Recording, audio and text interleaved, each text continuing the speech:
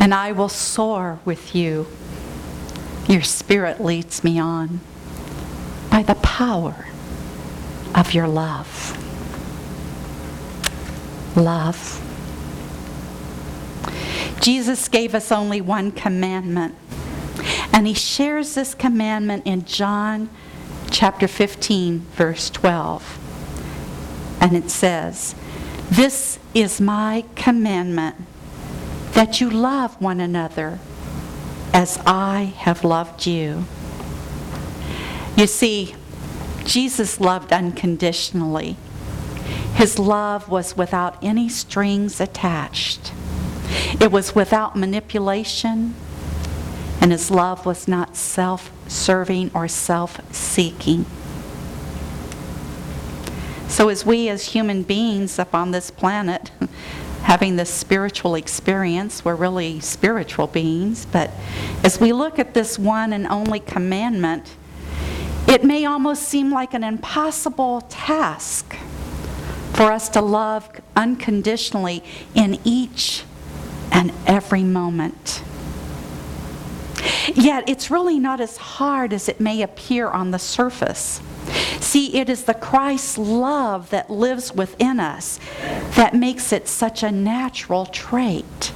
We naturally, as humans, want to love. The fact is that we might have some trouble loving unconditionally, though. And it's not because the trait is dead within us. Rather, it is a forgotten trait.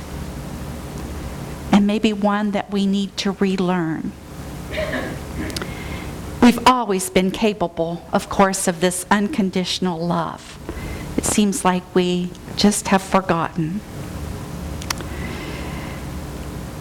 Since God is love, and it says that in 1 John, that God is love, and we are part of God, so it would seem then logical that we are love and we are capable of loving unconditionally.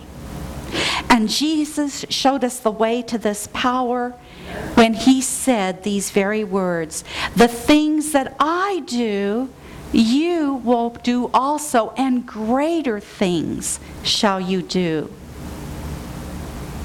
Therefore, loving unconditionally is not an impossible task. It may take us some time to remember and to work on it, however. This entire month, though, we've been on a mission. We've all been on a mission to seek a deeper meaning about the will of God. We've been focusing upon that power, that innate power of will within us, and we want to know thy will, God. And will is our ability, our loving ability, to be willing toward God. Will is the executive faculty that's in our mind. And we can always get the job done with God's help. In the 12 powers in you, it has these words to explain about will. I am appointed and charged with being the CEO of my life. In other words, you are the boss.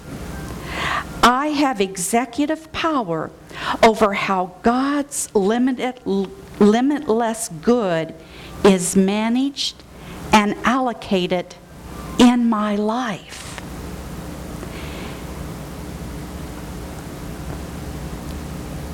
I know God's good is in my life. And that's one thing we have to really know about the will of God, that no matter what, it is always, always, always good.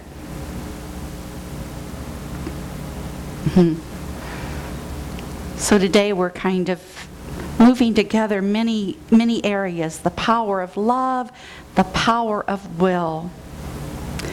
The famous Tina Turner, she had a great hit song not so long ago that was titled, "What's Love Got to Do with It?" I wish I had that voice. Well, no, I don't wish that. She's got the voice, so that's good. We don't have to compare. But what's love got to do with it? Got to do with it. What's love but a second-hand emotion? Remember that song? Yeah. What's love got to do with it? Well, you know what? Love has everything to do with it. It really does. Love is the glue that holds the whole universe together. This month, too, we've been learning about the 8 steps into the mastermind consciousness, and you received a sheet last week. And last week we learned the 5th step, which states, I forgive. I forgive myself for any of my mistakes and my shortcomings. And I also forgive all other persons who may have harmed me. Oh my, I don't think we can forgive without some love. We can't forgive. We just can't forgive without that power of love within us. And today we're focusing up on forgiving ourselves for all of our mistakes and all of our shortcomings. And all I've got to say is, oh my. I know, for me anyway, and I don't know about you, but for me to fully forgive, for all my mistakes and shortcomings, it's going to take more than the time that we have allotted for this service today. What do you think? Try a lifetime. Yes, you're right, soul man, a lifetime. You're right, that's the next thing. He is absolutely right. He's one step ahead of me. I think forgiveness is going to be a process. It's a process, a learning. It's a learning process. It's learning to love ourselves first and foremost, and it's learning to love others. But we're focusing today on ourselves. When Jesus was asked about how many times should I forgive, he was said 7 times 70. Now, what does that really mean? Like after 490 times of forgiving that person for doing us wrong? No, it just means it's a spiritual number of completion. So it just means as long as it takes. And believe me, folks, that once you forgive and you think, ooh, I've got that done. I've got that forgiveness done. You ever done that? And then maybe in a few months, maybe a week, maybe a day, I don't know, a year, that thing's going to come back up and pop up again, but it's going to pop up in a new way. And it's just like it needs forgiving again. It's just like that onion, you keep peeling those layers away till finally it is done and over, and it doesn't ping you anymore when that thought of what you did that was so stupid, so terrible, so awful that you judge yourself for is finally healed. Loving yourself. Well, in the 12 powers in you, on page, it's not in the 12 powers in you, but I think it's in this book, in the Quest. On page 261, it tells us more about that love. And it says this: the power that is love begins with God. But we need to accept that love as our own before it can be sent to someone. This is true self-love. And this type of self-love is not ego-centered. It is, in fact, anchored in the greatest of humility, because only in loving self can we act as a clear conduit for God's love. The more we accept God's love, the more we allow it to pass on to others.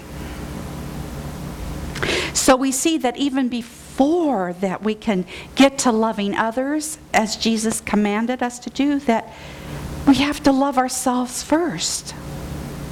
And until we can love ourselves unconditionally, there's no baseline.